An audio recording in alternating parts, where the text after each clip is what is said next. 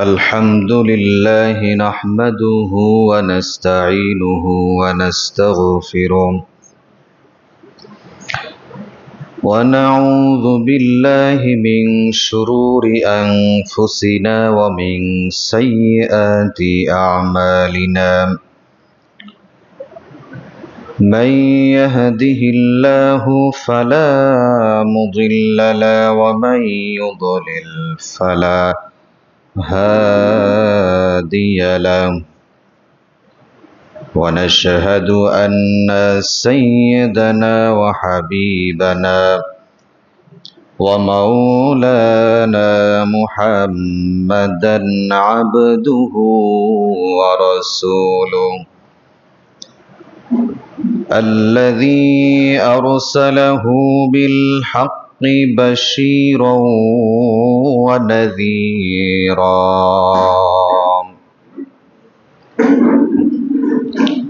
وداعيا إلى الله بإذنه وسراجا وقمرا منيرا فقد قال الله تعالى في كلامه المجيد والفرقانه الحميد أعوذ بالله من الشيطان الرجيم بسم الله الرحمن الرحيم يا أيها الذين آمنوا لا تقدموا بين يدي الله ورسوله واتقوا الله إن الله سميع عليم وقال رسول الله صلى الله عليه وسلم من ذكرت عنده فلم يصل علي فمات فدخل النار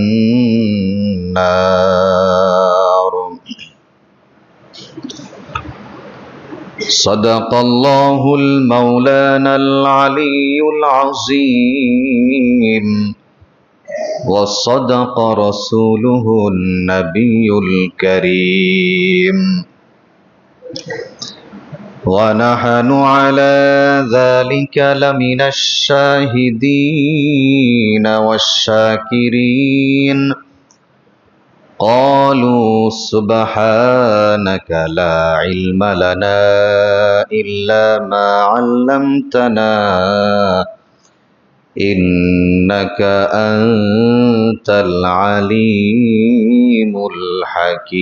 الحكيم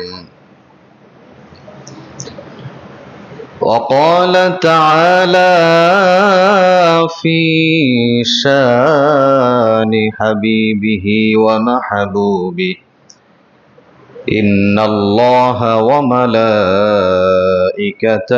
يصلون على النبي يا أيها الذين آمنوا صلوا عليه وسلموا تسليما اللهم صل على سيدنا مولانا محمد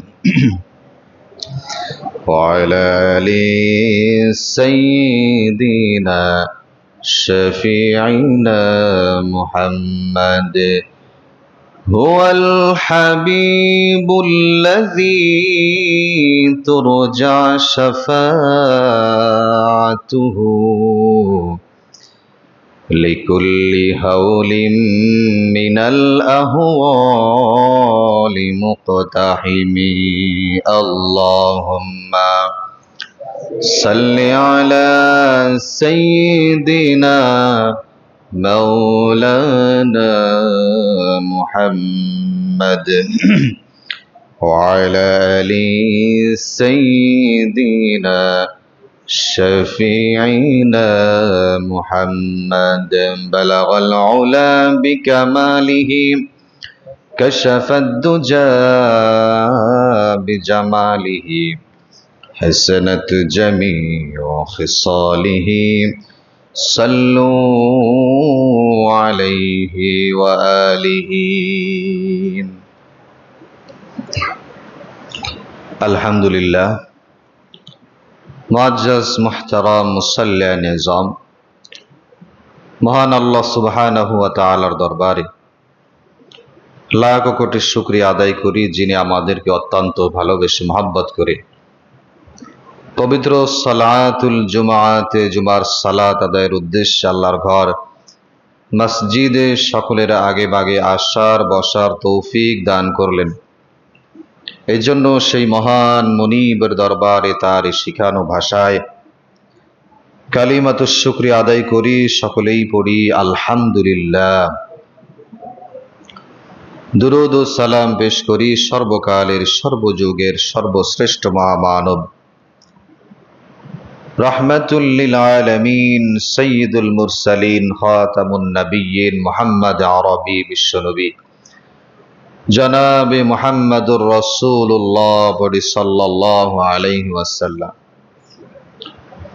প্রাণপ্রিয় মুসল্লিয়ান ইকরাম, আমি আপনাদের সম্মুখে মহাগ্রন্থ পবিত্র কোরআনুল কারীম থেকে একটি আয়াতে কারিমা তেলাওয়াত করেছি। রাসূল কারীম সাল্লাল্লাহু আলাইহি ওয়া আলিহি ওয়াসাল্লামের অসংখ্য অগণিত হাদিস থেকে একটি হাদিস শুনিয়েছি।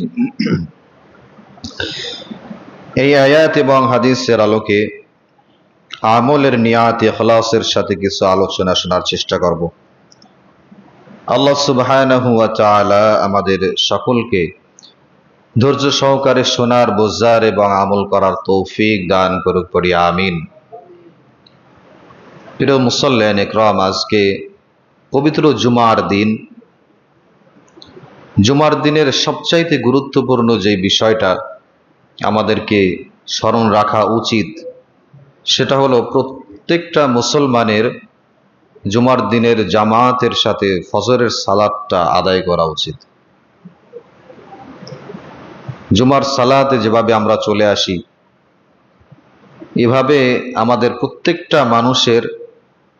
প্রত্যেকটা মুসলমানের উচিত জুমার দিনের, যেহেতু ফজিলতটা বেশি, হাদিসের ভিতরে আসছে যে অন্য অন্য দিনের যে কোনো নামাজের চেয়ে জুমার দিনের ফজরের সালাতটা আল্লাহর কাছে সবচাইতে বেশি দামি। সুবহানাল্লাহ। এই দামি সালাতটা, দিনের শুরুটা যদি আমার মিস হয়ে যায়, তা আমি মনে করি সারা দিনটাই আপনার অকল্যাণের ভিতরে আমি ডুবে থাকলাম।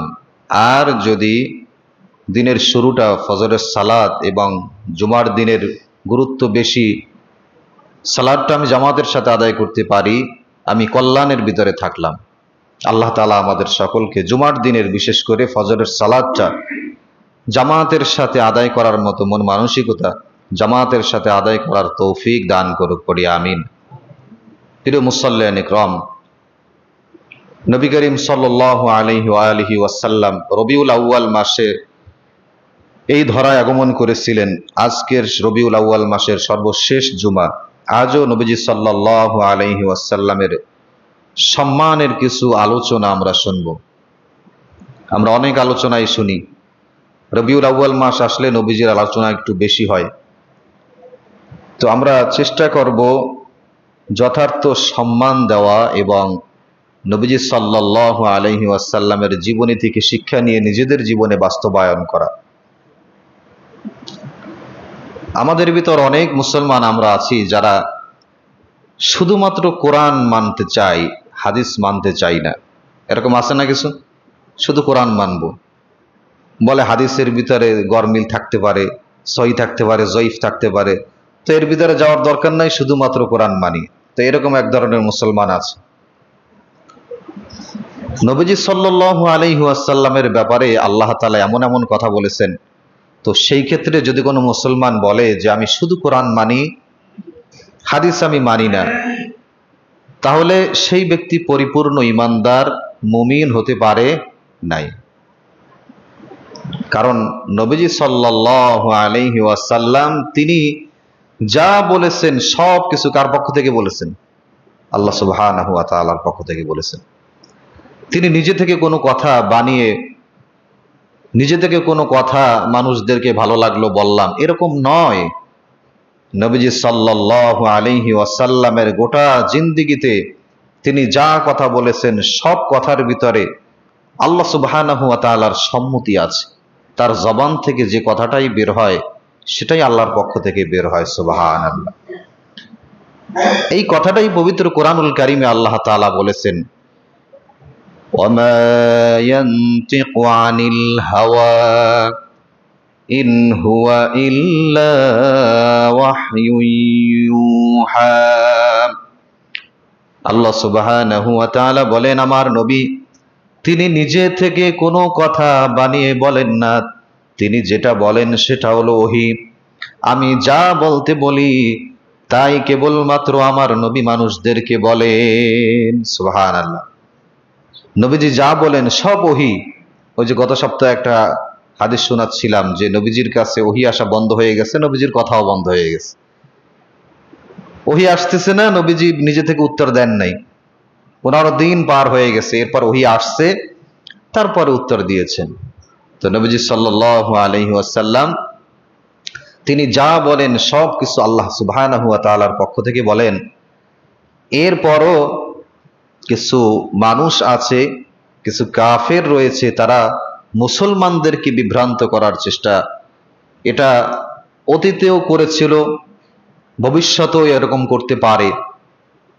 যে নবীজি সাল্লাল্লাহু আলাইহি ওয়াসাল্লাম তিনি সব কথা কিভাবে সঠিক বলেন? একজন ব্যক্তি তিনি তো মানুষ, সুতরাং মানুষ যখন অসুস্থ থাকে, রোগাক্রান্ত থাকে, বিভিন্ন সমস্যার ভিতরে থাকে, তখন তার মানসিক অবস্থা এক থাকে না। মুখ থেকে স্লিপ অফ টার্ন হতে পারে, দুই একটা রং তথ্য বের হয়ে যেতে পারে। তো নবীজি সাল্লাল্লাহু আলাইহি ওয়াসাল্লামের মুখ থেকে সব কথা আমরা কিভাবে মানি? এটা কাফেরদের একটা উক্তি ছিল। তো নবীজি সাল্লাল্লাহু আলাইহি ওয়াসাল্লাম তার জবান থেকে সাহাবীদেরকে সামনে নিয়ে বলে এভাবে বুঝিয়েছিলেন, সেগুলো হাদিস চলে আসছে যে আমি আমার জবান থেকে যে কয়টা কথা বের করি, এই কথা আমি সুস্থ থাকি অসুস্থ থাকি, আমি যে অবস্থায় থাকি না কেন, সব কথাগুলো আল্লাহর পক্ষ থেকে এবং পরিপূর্ণ 100% পিওর এবং সঠিক কথা আমার জবান থেকে আল্লাহ তাআলা বের করে দেন। সুবহানাল্লাহ। তার মানে আমার জবান থেকে আমি সুস্থ থাকি অসুস্থ থাকি, যে অবস্থায় থাকি না কেন, সব কথাগুলো আল্লাহর পক্ষ থেকে এবং সঠিক কথা আল্লাহ বের করে দেন। সুবহানাল্লাহ। নবীজিকে তো জাদু করা হয়েছিল, অসুস্থ ছিল, তো এই সময়টা বিশেষ করে কাফেররা ধোঁকা দিতে শুরু করেছিল। কিন্তু নবীজি বললেন যে না, আমি অসুস্থ থাকলেও আমার জবান থেকে কি বের হয়? সঠিক কথাগুলো বের হয়। এই জন্য যারা এইরকম মানসিকতা লালন করে ভিতরে যে না আমরা হাদিস মানব না, তারা বিভ্রান্তির ভিতরে থাকবে। নবীজি সাল্লাল্লাহু আলাইহি ওয়াসাল্লামের কথা আল্লাহর পক্ষ থেকে, সুতরাং হাদিস যেগুলো আছে সহিহ হাদিসগুলো ইমানদার ব্যক্তির অ্যাকুরেট ভাবে 100% বিশ্বাস স্থাপন করা এবং মান্য করা। নবীজি সাল্লাল্লাহু আলাইহি ওয়া আলিহি ওয়াসাল্লামের মর্যাদা, নবীজি নিজে বলেছেন যে আল্লাহ তাআলা আমাকে যেই মর্যাদা দিয়েছে সেখান থেকে তোমরা কম মর্যাদা দিবে না। আবার ঈসা ইবনে মারইয়ামকে যেভাবে কাফেরেরা আল্লাহর পুত্র বলেছিল, তোমরা সেভাবে বাড়িও আমাকে বলবে না, এটা গুনাহের কাজ। এটা নবীজি বলেছেন যে এইভাবে তোমরা সম্বোধন করবে না, যতটুকু সম্মান মর্যাদা আল্লাহ তাআলা আমাকে দিয়েছে ততটুকু সম্মান মর্যাদা তোমরা আমাকে দিবে। নবীজি সাল্লাল্লাহু আলাইহি ওয়া আলিহি ওয়াসাল্লাম তার হাদিসের ভিতরে তিনি তাকে সম্মানের কাছাকাছি কাদেরকে বিশেষ করে সম্মান করতে হবে এই কথা নবীজি বলেছেন। তো সহিহ হাদিসের বর্ণনার ভিতরে যেগুলো আসছে আমি আপনাদেরকে সেগুলোই শোনাই শুধুমাত্র, কারণ দেখা যায় যেগুলোর ভিতরে মতভেদ রয়েছে সেগুলো আমরা না শুনে সহিহগুলো যদি আমরা বেশি শুনি এর ভিতরে কল্যাণ বেশি। তো নবীজি সাল্লাল্লাহু আলাইহি ওয়াসাল্লাম বলেন যে তোমরা তো আমাকে ভালোবাসো, ঠিক আছে, তা আমাকে ভালোবাসার পাশাপাশি তোমরা যাদেরকে মহাব্বত করবে, ভালোবাসবে, তারা হলো আহিব্বুল্লাহ ওয়া আহিব্বুনি, যে তোমরা আমাকে ভালোবাসবে আল্লাহর ভালোবাসায়। প্রথমে ভালোবাসবে কাকে? আল্লাহকে। নবীজি বললেন আহিব্বুল্লাহ, যে আল্লাহকে ভালোবাসো, ওয়া আহিব্বুনি, আল্লাহর ভালোবাসায় আমাকে ভালোবাসো। এরপর বলেন ওয়া আহিব্বু আহলা বাইতি, আর আমার ভালোবাসায় আমার আহাল পরিবারদেরকেও তোমরা ভালোবাসো। সুবহানাল্লাহ। যে আমার আহাল পরিবারদেরকে ভালোবাসবে, কার ভালোবাসায়? নবীর ভালোবাসায়।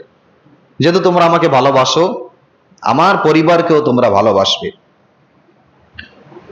তো সাহাবীরা নবীজিকে কেমন ভালোবাসছেন একটা হাদিস যদি আমি আপনাদেরকে শুনাই, যে নবীজি সাল্লাল্লাহু আলাইহি ওয়াসাল্লামের কাছে দুইজন ব্যক্তি আসছেন, একজন নামধারী মুসলমান আর একজন কাফের।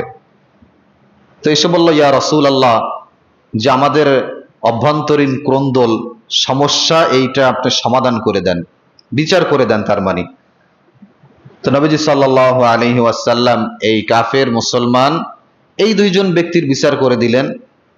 এখন এই মুসলমান যেই ব্যক্তি, সে সন্তুষ্ট হতে পারে নাই, নবীজির বিচারে সন্তুষ্ট না হয়ে তিনি চলে গেলেন হযরত ওমরের বাড়িতে। হযরত ওমর রাদিয়াল্লাহু তাআলা আনহুকে ডাক দিয়ে বলতেছেন, আমিরুল মুমিনিন, আপনার কাছে একটা বিচার নিয়ে আসছি আমি। বলে, প্রথমে কার কাছে গেছিলা? বলে, মুহাম্মদ সাল্লাল্লাহু আলাইহি ওয়াসাল্লামের কাছে গেছিলাম। কয়, আপনার কাছে আসছি, আপনি বিচারটাকে সাই করে দেন, মানে পুনরায় আবার করে দেন। হযরত ওমর রাদিয়াল্লাহু তাআলা আনহু তিনি বললেন, তোমরা এখানেই দাঁড়িয়ে থাকো, আমি ঘরের ভিতরে যাব আর আসবো, এতটুকু সময় দাঁড়াও। হযরত ওমর রাদিয়াল্লাহু তাআলা আনহু বড় রাগী পয়গম্বর ছিলেন। হযরত ওমর ঘরের ভিতরে চলে গেলেন। ঘরের ভিতরে যে খোলা একটা নাঙ্গা তরবারি নিয়ে চলে আসলেন এই দুইজন ব্যক্তির কাছে। কোনো কথা নাই, সমানে এই যেই ব্যক্তি মুসলমান, যেই ব্যক্তি বিচার মানতে রাজি ছিল না, বিচার মানে নাই, ওই ব্যক্তির গর্দানের উপরে এক টান দিয়ে গর্দান নামিয়ে দিয়েছে। সুবহানাল্লাহ। হযরত ওমর রাদিয়াল্লাহু তাআলা আনহু নবীজিকে এরকম ভালোবাসছেন। এখন বলতে পারেন যে তিনি একটা মানুষকে এভাবে মেরে ফেললো, এটা কোনো কাজ হলো? একজন মানুষের গর্দান নামিয়ে দিল। আসলে আল্লাহর হুকুমের, আল্লাহর বিচারের যারা বিরোধিতা করবে, যারা না মানবে, তাদের ব্যাপারে এমনটাই বর্ণনা যে নবীজির কথা যারা না মানবে তাদের ঈমান থাকে না, আর তারা কুফরির ভিতরে উপনীত হয়ে যায়। তার মানে যেই ব্যক্তি কুফরি লালন করে তাকে হত্যা করা জায়েজ হয়ে যায়। আর একটু যদি আমি আপনাদেরকে ভেঙে বলি, কোনো একজন ব্যক্তিকে যদি আপনি গালি দেন, মনে করেন যে কোনো একজন ভালো ব্যক্তি, হুজুরকে, একজন পীর সাহেবকে, যে কোনো একজন ব্যক্তিকে আপনি যদি গালি দেন, এটা শুধুমাত্র গুনাহ হয়, একটা বড় ধরনের গুনাহ হয়। আপনি ধরে নিতে পারেন যে গুনাহের কাজ করছে, সে ভালো কাজ করে নাই। কিন্তু যখন আল্লাহর নবী সাল্লাল্লাহু আলাইহি ওয়াসাল্লামকে কোনো ব্যক্তি গালি দেয়, সেই গালিটা গুনাহের ভিতরে থাকে না, সেই গালিটা কুফরিতে পরিণত হয়ে যায়। সুতরাং যেই ব্যক্তি কুফরির মতো কাজ করে তাকে হত্যা করাও বৈধ হয়ে যায়। ঠিক তেমনি হযরত ওমর রাদিয়াল্লাহু তাআলা আনহু এই কাজটাই করেছেন, যে নবীজির যেখানে বিচার করে দিছে, তুমি কপাল পরা সেই বিচার মানতে পারো নাই, তোমার আর বেঁচে থাকার অধিকার নাই। এমনটা ভালোবাসছেন সাহাবীরা। নবীজি সাল্লাল্লাহু আলাইহি ওয়াসাল্লাম হ্যাঁ বলেছেন, আর কোনো কথা নাই। যেভাবে যে অবস্থায় থাকুক না কেন, যতই কষ্ট হোক না কেন, সঙ্গে সঙ্গে সেটা মেনে নিয়েছেন।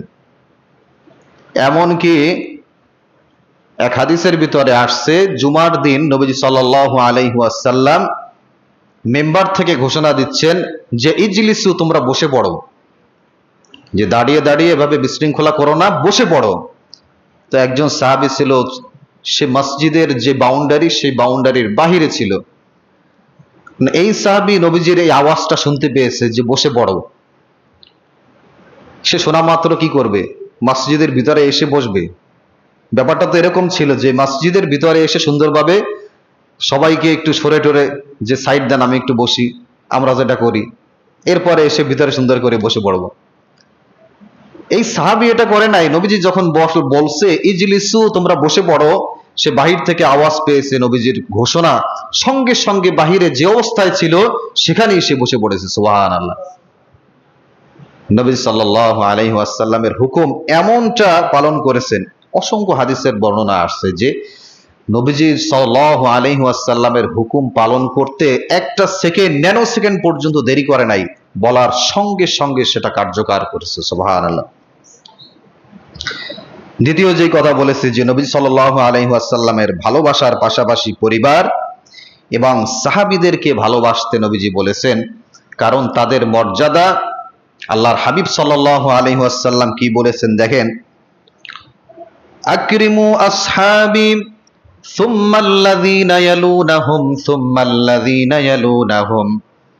আল্লাহর হাবিব সাল্লাল্লাহু আলাইহি ওয়াসাল্লাম হাদিসের ভিতরে জানান যে তোমরা তাদেরকে সম্মান করবে, কারণ যদি তোমরা উহুদ পাহাড় পরিমাণের স্বর্ণ তোমরা দান করো আর তাদের সামান্য পরিমাণ দানের সমান তোমরা হবে না, শুধু তাই নয়, যদি তোমরা তাদেরকে একবার গালমন্দ করো তাহলে তোমাদের তামাম জিন্দেগির সব যা অর্জন করেছো সেগুলো বরবাদ হয়ে যাবে।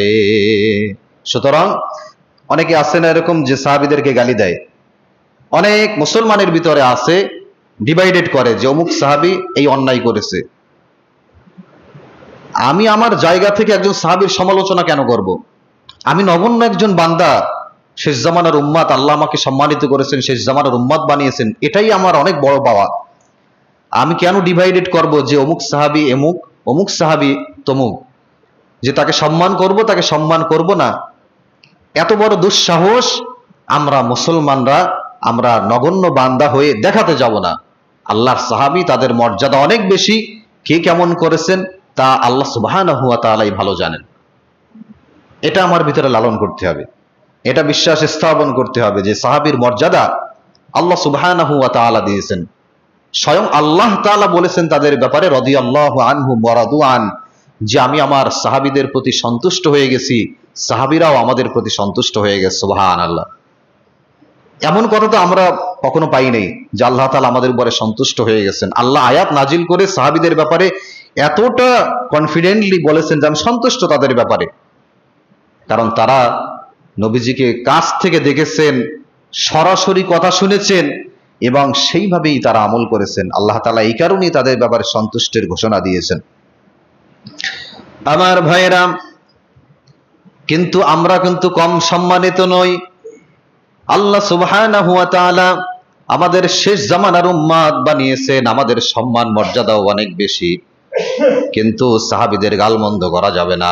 আল্লাহর হাবিব সাল্লাল্লাহু আলাইহি ওয়াসাল্লাম এক বর্ণনার ভিতরে বলেছেন, শেষ জামানার উম্মাত তথা আমার উম্মাতেরা, তারা হলো আমার ভাইয়ের সমতুল্য, তারা আমার ভাই, তাদেরকে আমার দেখতে বড্ড মন চায়, কিন্তু তারা আসবে আমার অনেক পরে, তাদেরকে আমি দেখতে পারবো না, কিন্তু তাদেরকে সুপারিশ করে করে দেখে দেখে বেছে বেছে তাদেরকে জান্নাতে নিয়ে যাব। সুবহানাল্লাহ। যারা নবীজিকে ভালোবাসবেন, আনুগত্য করবেন, তাদেরকে নবী সাল্লাল্লাহু আলাইহি ওয়াসাল্লাম এভাবে চিনে চিনে দেখে দেখে বেছে বেছে তারপরে জান্নাতে নিয়ে যাবেন। আরেকটা হাদিসের বর্ণনা আমি যদি আপনাদেরকে শোনাই যে কেমন ভালোবাসছেন নবীজি সাল্লাল্লাহু আলাইহি ওয়াসাল্লামকে সাহাবীরা। হযরতে আলী রাদিয়াল্লাহু তাআলা আনহু হিজরতের বর্ণনা, নবীজি সাল্লাল্লাহু আলাইহি ওয়া আলিহি ওয়াসাল্লাম তার কাছে জিবরিল আমিন আলাইহিস সালাতু ওয়াস সালাম আসলেন, ইয়া রাসূলুল্লাহ, চতুর্দিকে কাফেরেরা আপনাকে ঘিরে ফেলেছেন, তো আল্লাহ তাআলা আপনাকে ইন্নাল্লাহা ইয়াকরাউকাস সালাম, সালাম পাঠিয়েছেন, ইয়া রাসূলুল্লাহ আপনি এখন বের হয়ে যান বাড়ি থেকে। এখন নবী সাল্লাল্লাহু আলাইহি ওয়াসাল্লাম বের হয়ে যাবেন, হযরত আলীকে ডাক দিয়ে বললেন, আলী, আমি তো ঘর থেকে বের হয়ে যাব, আল্লাহ তাআলা আমাকে জানিয়েছেন, তো তুমি এক কাজ করো, আমার যেই ঘর, এই ঘরের ভিতরে তুমি শুয়ে থাকো। হযরত আলী তো জানে যে চারপাশে বাহিরে কারা, কাফেরেরা আছে, যে কোনো সময় আমাকে মেরে ফেলতে পারে, তো এরকম জানের ঝুঁকি নিয়ে কোনো ব্যক্তি থাকতে চায়? হযরত আলী রাদিয়াল্লাহু তাআলা আনহু তিনি একবারও বলে না যে ইয়া রাসূলুল্লাহ, বাহিরে কাফের, ভিতরে ঘরের ভিতরে তো জানে আপনি আছেন, আমি যদি শুয়ে থাকি তো আমাকে মেরে ফেলবে, এরকম একটা দায়িত্ব আপনি আমাকে দিতে পারলেন? এরকমটা কিন্তু বলে নাই। হযরত আলী রাদিয়াল্লাহু তাআলা আনহু তিনি ঘরের ভিতরে নবীজির চাদর পরে ঘুমিয়ে আছেন। নবীজি সাল্লাল্লাহু আলাইহি ওয়াসাল্লাম আল্লাহর হুকুম পেয়ে আদিষ্ট হয়ে তিনি বের হয়ে চলে যাচ্ছেন। যাওয়ার সময় আল্লাহ তাআলা স্বয়ং নবীজিকে সাহায্য করলেন। দেখলেন চারপাশে কাফের, কি করে ঘরের থেকে বের হয়ে যাবেন? আল্লাহ তাআলা ওহীর মাধ্যমে জানিয়ে দিলেন যে, হে নবী, আপনি এক কাজ করেন, যে হাতের ভিতরে বালু নিয়ে ওই কাফেরদের গোষ্ঠীর চোখের ভিতরে আপনি মারবেন, দেখবেন ওরা সব চোখে আর কিছু দেখবে না, আপনি চলে যেতে পারবেন। ঠিক তেমনি নবীজি সাল্লাল্লাহু আলাইহি ওয়াসাল্লাম হাতের ভিতরে বালু নিলেন। ওয়ামা রামাইতা ইয রামাইতা ওয়ালাকিন্নাল্লাহা রামা। আল্লাহ সুবহানাহু ওয়া তাআলা জানিয়ে দিলেন, ঠিক তেমনি হাতের ভিতরে বালু নিয়ে শাহওয়াতিল বুজুহ বলে নিক্ষেপ করলেন। এই বালু কোনাগুলা প্রত্যেকটা কাফিরের চোখের ভিতরে আল্লাহ তাআলা পৌঁছে দিলেন। আল্লাহ তাআলা এই আয়াতে কারিমার ভিতরে বলেন, ওয়ামা রামাইতা ইয রামাইতা ওয়ালাকিন্নাল্লাহা রামা। হে নবী, আপনি শুধু বালু কোনা নিক্ষেপ করেছেন, এই বালু কোনাগুলো কাফেরদের চোখ পর্যন্ত পৌঁছে দেওয়ার দায়িত্ব আমি আল্লাহ রব্বুল আলামিন আমার কুদরতি হাত গ্রহণ করেছে। সুবহানাল্লাহ। যে আপনি শুধু নিক্ষেপ করেছেন, আমি যদি নিক্ষেপ করি এই বরাবর, তাহলে শুধু তো সামনেই যাবে, বা এভাবেও যদি নিক্ষেপ করি প্রত্যেকটা মানুষের চোখের মধ্যে যাওয়া তো সম্ভব না।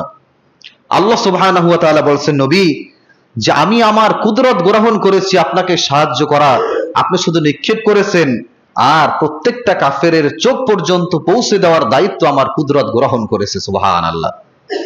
নবীজি সাল্লাল্লাহু আলাইহি ওয়াসাল্লামকে সাহায্য করেছেন আল্লাহ তাআলা। আর সাহাবীরা নবীজি সাল্লাল্লাহু আলাইহি ওয়াসাল্লামকে ভালোবাসছেন জীবনের চাইতো বেশি। জীবন যদি বলতো যে জীবন তুমি একবার নয় কয়েকবার তোমার জীবন দিতে হবে নবীর জন্য, তুমি কি রাজি? তো সাহাবীরা বলতো যে ইয়া রাসূলুল্লাহ, একবার নয় শতবার পর্যন্ত যদি জীবন দিতে হয় আপনার জন্য, আমার জীবনকে আমি উৎসর্গ করে দিতে রাজি আছি। সুবহানাল্লাহ। ঠিক তেমনি হযরত আলী রাদিয়াল্লাহু তাআলা আনহু তিনি নবীর জন্য এভাবে রিস্ক নিয়েছিলেন। আমার ভাইয়েরা, নবীর প্রতি রহমত বর্ষণ আল্লাহ তাআলা তো করেছেন, এবং আল্লাহ তাআলা আদেশ করেছেন কাদেরকে যে তোমরা নবীর প্রতি বিশেষ বিশেষ এই কাজগুলো করবে। যে আয়াতটা আমরা সব সময় শুনি না, ইন্নাল্লাহা ওয়া মালাইকাতাহু ইউসাল্লুনা আলান নবী। এই আয়াত আমরা সব সময় শুনি, যখন দোয়া মিলাদ পড়ি, আমরা সালাম প্রদর্শন করি নবীর প্রতি, তখন এই আয়াত আমরা তেলাওয়াত শুনি। এই আয়াতের ভিতরে কি বলছে আল্লাহ তাআলা, আসুন জানি। ইন্নাল্লাহা ওয়া মালাইকাতাহু ইউসাল্লুনা আলান নবী। আল্লাহ তাআলা বলেন যে আমি আল্লাহ আমার নবীর প্রতি রহমত বর্ষণ করি। সুবহানাল্লাহ। ওয়া মালাইকাতিহি, ফেরেশতাগণ তাদের প্রতি রহমত বর্ষণ করে, অনুগ্রহ প্রদর্শন করে। এরপর আল্লাহ তাআলা বলেন, ইয়া আইয়ুহাল্লাযীনা আমানু, হে ঈমানদারগণ, হে বিশ্বাসীগণ, হে মুমিনগণ, ইয়া আইয়ুহাল্লাযীনা আমানু ইসাল্লু ইন্নাল্লাহা ওয়া মালাইকাতাহু ইউসাল্লুনা আলান নবী ইয়া আইয়ুহাল্লাযীনা আমানু সাল্লু আলাইহি ওয়া সাল্লিমু তাসলিমা। তোমরাও সালাম প্রেরণ করো, সালাত পড়ো, নবীর প্রতি সালাম প্রদর্শন করো। সুবহানাল্লাহ। যে নবীর প্রতি তোমরা সালাম দিবে, অনুগ্রহ প্রদর্শন তোমরাও করবে। তাহলে কি বুঝলাম? যে আল্লাহ তাআলা অনুগ্রহ প্রদর্শন করেছেন, ফেরেশতাগণ রহমত প্রদর্শন করেছেন, আমাদেরকেও আল্লাহ তাআলা বলেছেন যে নবীর প্রতি সালাত পড়ো, নবীর প্রতি সালাম তোমরা দাও। এখন দুরূদ পড়ার পরেও অনেক মুসলমানের মুখটা বন্ধ হয়ে থাকে। সকলে দুরূদ পড়ে সাল্লাল্লাহু আলাইহি ওয়াসাল্লাম পড়তে পারে না, অনেক ইচ্ছা করে করে, অনেক অনিচ্ছাকৃতভাবে করি। দুরূদ পড়া এরা সালাম প্রেরণের একটা অন্যতম একটা মাধ্যম। আপনি বলতে পারেন যে দুরূদ পড়লাম মানে সালাম প্রদর্শন করলাম, অন্যতম একটা মাধ্যম।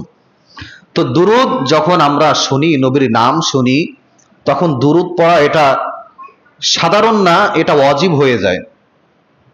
তাফসীর কারক আল্লামা জামাখশারি তিনি বলেন যে তোমরা যদি আমাকে জিজ্ঞেস করো নবীর প্রতি দুরূদ পড়া এটা কি, এটা কি মুস্তাহাব তোমরা মনে করো? তিনি বলেন না, এটা মুস্তাহাব না, এটা ওয়াজিব পর্যায়ের বিধান। সুতরাং তোমরা যদি দুরূদ না পড়ো নবীর নাম শোনার পরে, তাহলে তোমরা গুনাহগার হবে। আল্লাহর হাবিব সাল্লাল্লাহু আলাইহি ওয়াসাল্লাম হাদিসের ভিতরে জানান, মান যুক্কিরতু ইনদাহু ফালাম ইউসাল্লা আলাইয়া ফামাতা ফাদাখালান নার। যেই ব্যক্তির সামনে আমার নাম জপা হলো অথচ দুরূদ পড়লো না, ফাদাখালান নার, ওই ব্যক্তি জাহান্নামে প্রবেশ করবে। এই হাদিসের ব্যাখ্যায় মুফাসসিরিন ইকরামগণ বলেন, যদি কোনো ব্যক্তি একটা জলসার ভিতরে থাকে, আলোচনার ভিতরে থাকে, আর সেখানে একাধিকবার নবীর নাম জপা হয়, সেই ক্ষেত্রে একবার নবীর নাম শোনার পর দুরূদ পড়া এটা ওয়াজিব। আপনি একটা জলসার ভিতরে আছেন বা এই জুমার আলোচনার ভিতরে আছেন, তো নবীর নাম তো একাধিকবার আপনি হয়তো বা শুনেছেন, সেই ক্ষেত্রে আপনার কি প্রত্যেকবারই দুরূদ পড়তে হবে? প্রত্যেকবার যদি পড়তে পারেন ভালো, আলহামদুলিল্লাহ, কোনো সমস্যা নাই, কিন্তু কমপক্ষে একবার বলা এটা ওয়াজিব। যদি একবারও আপনি না বলেন, সেই ক্ষেত্রে ভয়ঙ্কর কথা, আপনি জাহান্নামী হয়ে যেতে পারেন। নবীজির হাদিস অনুযায়ী যদি একবারও আপনি না বলেন, তো আমরা চেষ্টা করব প্রত্যেকবার বলার জন্য, এতে সওয়াব রয়েছে। আর যদি প্রত্যেকবারও না বলতে পারি, অন্তত সতর্কতার সাথে হলেও একবার নবীর নাম শোনার পরে দুরূদ পড়া এটা আবশ্যক, এটা যেন আমরা করতে পারি। আল্লাহ তাআলা তৌফিক দান করে, পড়েন আমিন। আল্লাহর হাবিব সাল্লাল্লাহু আলাইহি ওয়াসাল্লাম জুমার দিনে মেম্বার থেকে নামতেছিলেন, জিবরিল আমিন আলাইহিস সালাতু ওয়াস সালাম ফেরেশতা তার কাছে চলে আসলেন। নবীজি সাল্লাল্লাহু আলাইহি ওয়াসাল্লাম মেম্বার থেকে নামতেছিলেন আর পড়তেছিলেন জোরে জোরে আমিন আমিন আমিন। কয়বার? 3 বার বললেন নবীজি। মেম্বার থেকে নামার সময় 3 বার জোরে জোরে পড়লেন আমিন আমিন আমিন। তখন নামাজ শেষ করার পরে সাহাবীরা ধরছে, ইয়া রাসূলুল্লাহ, ঘটনা কি বুঝলাম না, আপনি 3 বার জোরে জোরে বললেন আমিন আমিন আমিন, কিছু একটা তো ঘটেছে। আল্লাহর হাবিব সাল্লাল্লাহু আলাইহি ওয়াসাল্লাম বললেন, জিবরিল আমিন ফেরেশতা আমার কাছে ওহী নিয়ে আসছে, 3টা ব্যাপারে আমাকে জিজ্ঞেস করা হয়েছিল, 3টা ব্যাপারে আমাকে সম্মতি দেওয়া হয়েছিল যে আপনি কি চান। 1 নম্বরে হলো, যেই ব্যক্তি বৃদ্ধ পিতামাতা পেল অথচ তাদের খেদমত করে জান্নাত কামাই করতে পারলো না, ওই ব্যক্তি ধ্বংস হয়ে যাক। আপনি সম্মতি থাকলে আমিন বলেন। নবীজি বলেন, আমি সম্মতি ছিলাম, ওই ব্যক্তি ধ্বংস হয়ে যাক, এই জন্য বলেছি আমিন। 2 নম্বরে, যেই ব্যক্তি রমাদানুল মুবারকের মতো গুরুত্বপূর্ণ মাস পেল অথচ গুনাহ মাফ করে জান্নাত কামাই করতে পারলো না, ওই ব্যক্তি ধ্বংস হয়ে যাক, আমি বললাম আমিন। 3 নম্বরে, যেই ব্যক্তি দুরূদ শুনলো, আমার নাম শুনলো অথচ দুরূদ পড়লো না, ওই ব্যক্তিও ধ্বংস হয়ে যাক, আমি বললাম আমিন। এই 3টা ব্যাপারে নবীজি সম্মতি দিয়েছে আমিন। তার মানে যেই ব্যক্তি নবীজির নাম শুনলো অথচ দুরূদ পড়লো না, ওই ব্যক্তিও ধ্বংসের অন্তর্ভুক্ত হয়ে যায়, ওই ব্যক্তিও ধ্বংস হয়ে যাবে। এই জন্য নবী সাল্লাল্লাহু আলাইহি ওয়াসাল্লামের নাম শুনবো, বেশি বেশি করে দুরূদ পড়ব। আর দুরূদের ফজিলত যদি বর্ণনা করতে যাই আর একটা জুমা লাগবে। দুরূদের ফজিলত অনেক অনেক বেশি। আপনি যদি হতাশাগ্রস্ত থাকেন, বিপদগ্রস্ত থাকেন, সমস্যার ভিতরে থাকেন, ইস্তেগফার যেভাবে বলেছি, ইস্তেগফারের ফজিলত, দুরূদের এরকম ফজিলত রয়েছে যে আপনার সমস্যাগুলো আস্তে আস্তে দূর হয়ে যাবে। আল্লাহ তাআলা আমাদের সকলকে বোঝার এবং আমল করার তৌফিক দান